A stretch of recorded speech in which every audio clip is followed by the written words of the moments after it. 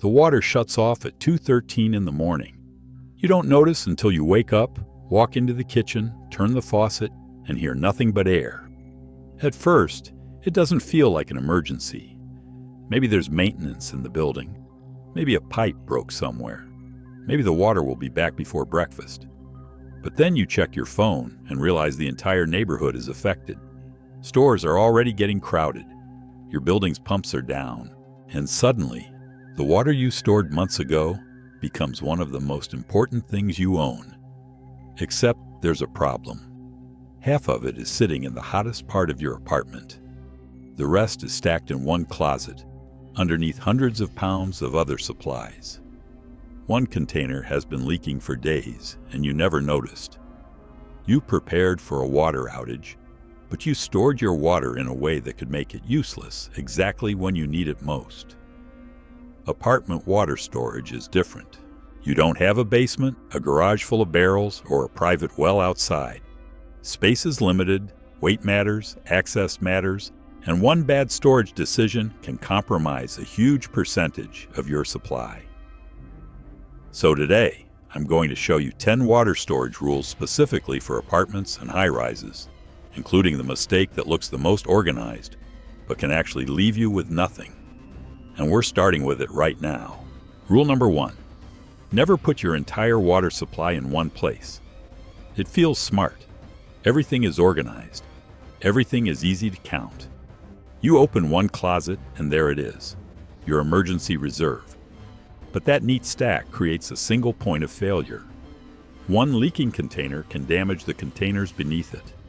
A plumbing leak can soak the entire area. A blocked door can make the supply temporarily inaccessible. And if you have to leave the apartment quickly, your entire reserve may be sitting in the worst possible location. The better strategy is redundancy. Split your water into separate zones. Keep part near the kitchen or pantry. Keep another portion in a bedroom closet or under a bed. Keep a smaller grab-and-go supply somewhere you can reach on your way out. The goal is simple. One accident should never be able to destroy 100% of your water. Think like this. If one storage area became unavailable tonight, would you still have enough water somewhere else to get through tomorrow? If the answer is no, fix that first. Rule number 2. The place that looks empty may be the worst place in your apartment to store water. Balconies, utility rooms, laundry areas, spaces near appliances, and sunny corners look attractive because you aren't using them for much else. But heat and direct sunlight can turn convenient storage into bad storage. A balcony can become brutally hot during the day. Cabinets beside heat-producing appliances can stay warmer than the rest of your apartment, and temperature swings are exactly what you want to minimize around long-term supplies. Your better locations are cool, dark, stable, and indoors. Underbed space can be extremely valuable. The bottom of a closet can work. A shaded pantry area can work. Even unused space behind furniture may be better than a balcony exposed to sun every afternoon. Here's the test. If you wouldn't want to leave groceries there for hours, because of the heat, don't make it the permanent home of your emergency water. And now that you know the first 2 mistakes, I want you to do something simple. Tell me in the comments how many days of water you currently have stored. 1 day, 3 days, a week, or more. And if you live in an apartment, condo, or high-rise, and want preparedness advice that actually fits small space living, hit like and subscribe. Because the next mistake is the one that can turn a perfectly organized storage setup into a physical problem. Rule number 3. Water doesn't look heavy until you start stacking it. A single gallon weighs a little over 8 pounds. 5 gallons can put you above 40 pounds before you even account for the container. 20 gallons means you're dealing with well over 100 pounds of water. Now picture all of that sitting on the same cheap plastic shelf because that shelf happened to fit perfectly inside your closet. That is not organization. That is a failure waiting for the right moment. Heavy water belongs low. Avoid stacking large containers high above the floor. Do not trust lightweight shelving just because the packaging says it can hold storage bins. Spread the load across appropriate locations and always respect the rules and limitations of your building. This is another reason multiple smaller containers make sense for apartment dwellers. They are easier to distribute, easier to inspect, easier to rotate, and much easier to move. Which brings us to a problem people living on the first floor almost never think about. Rule number 4. If you can't carry the container upstairs, it may not be part of a real high-rise emergency plan. Here's the scenario.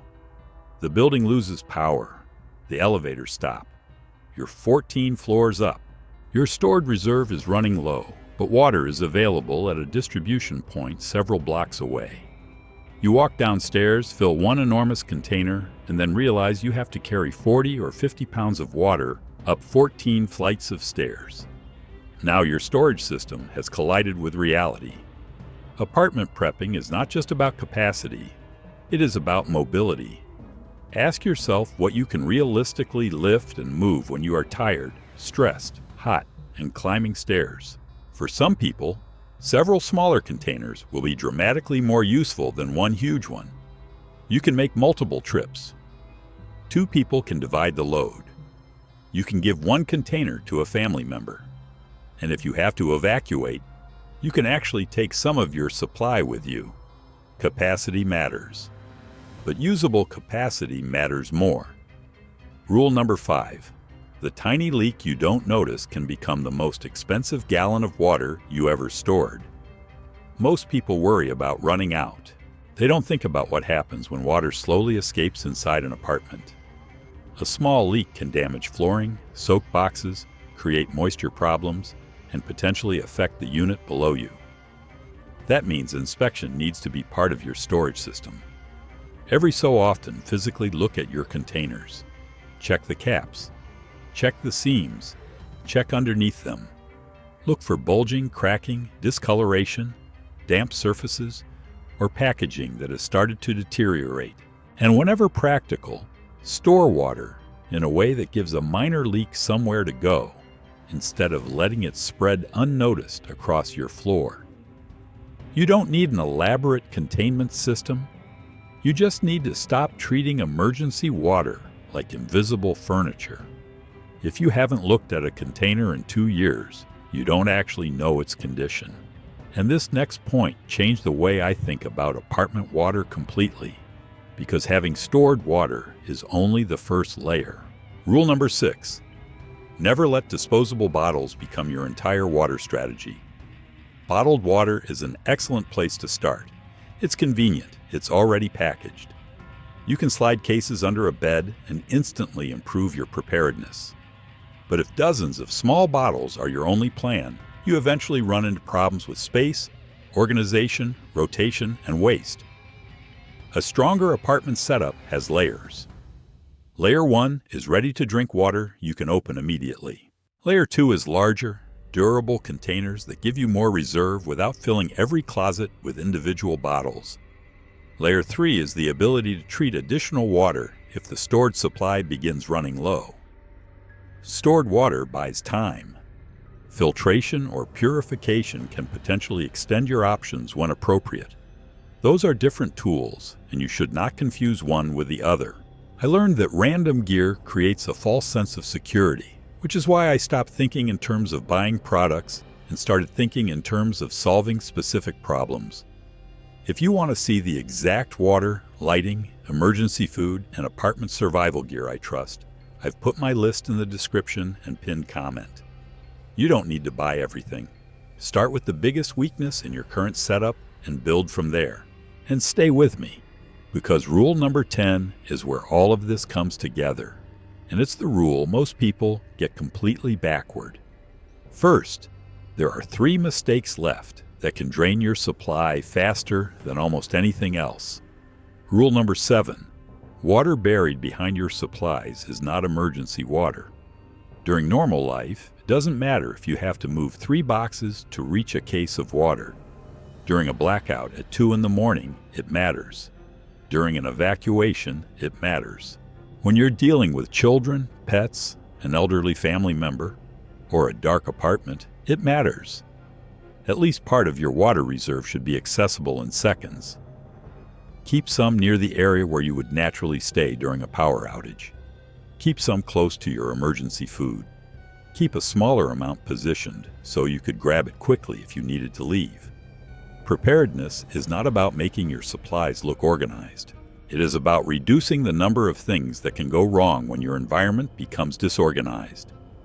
If your apartment were completely dark right now, could you find drinking water without opening 6 boxes? That answer tells you whether your system is ready. Rule number 8. Stop treating every gallon like it has the same job. Drinking water and utility water are not automatically the same thing in your emergency plan. If your cleanest stored water starts disappearing into cleaning, washing, and sanitation during the first few hours of an outage, you can burn through your drinking reserve much faster than expected. This is a behavioral problem as much as a storage problem. At the beginning of an outage, people tend to act normally because the emergency does not feel permanent yet. They wash things normally. They use water casually. They tell themselves the faucet will probably work again soon. Then 12 hours later, the supply is half gone. Decide your priorities before the emergency. Your best protected water should be reserved first for drinking and food preparation. When appropriate, other available water may be used for non-drinking needs. And if you get advance warning of a storm or planned outage, that is the time to expand short-term water storage for household tasks. Don't wait until the faucet is dry to decide what each gallon is worth. Rule number 9. The safest water in your apartment can become unsafe after you open it. This mistake happens after the emergency begins. People become careful about collecting water, but careless about handling it. Dirty hands touch openings. Cups get dipped into larger containers. Drinking containers and cleaning containers get mixed together. Something sits open for hours because everyone assumes the water was clean when the container started. Protect the supply after you open it. Keep openings clean. Pour instead of dipping into larger containers whenever possible. Keep containers used for drinking separate from containers used for other tasks. And if you use filtration or purification equipment, understand what that specific method is designed to address. Do not assume one small device magically makes every possible water source safe. The strongest plan begins with properly stored clean water, then adds treatment options as another layer of redundancy.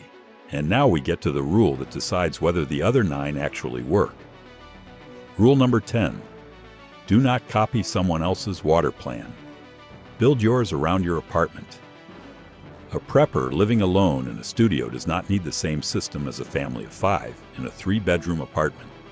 Someone on the 2nd floor faces a completely different water transport problem from someone on the 22nd. A building dependent on electric pumps may experience an outage differently from a small building with another water delivery setup. Your plan has to survive your reality, not someone else's checklist. Walk through your apartment and identify 3 things. First, where is your primary drinking water reserve? Second, where is your backup reserve if that area becomes inaccessible? Third, how will you get additional water into your apartment if the outage lasts longer than your stored supply? Then make the scenario harder.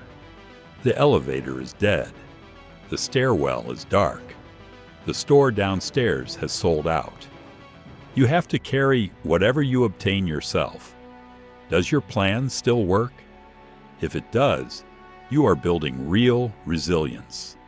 If it falls apart as soon as you remove electricity, elevators, or nearby stores, you have found the weakness you need to fix.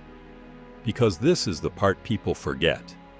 A water emergency rarely begins after you have finished preparing for it. It begins while you are working, sleeping, cooking dinner, or assuming tomorrow will look exactly like today. Then the faucet stops. And at that moment, everyone around you suddenly wants the same thing. Your neighbors want water. The grocery store customers want water. Restaurants want water. Families want water. Emergency crews may be dealing with far bigger problems than delivering supplies to your building. You do not need to prepare because you expect society to collapse. You prepare because normal systems can fail temporarily, and temporary failures can feel very long when you are thirsty. Start small. Store water correctly. Keep it cool. Split it between locations. Distribute the weight. Make it easy to carry. Inspect it. Rotate it. Protect it from contamination. Add backup treatment options where appropriate. Then improve the system a little at a time. You don't need a bunker. You don't need 50 giant barrels. You need enough redundancy that one bad day does not immediately become your emergency. The goal is not to own the most survival gear. The goal is to remain functional when the systems you normally depend on stop functioning. If you want the apartment-ready water and emergency gear I recommend, check the links in the description and pinned comment. And if this video helped you find a weakness in your setup, hit like, subscribe, and send it to someone who lives in an apartment, because the worst time to discover you stored your water wrong is after the faucets have already gone dry.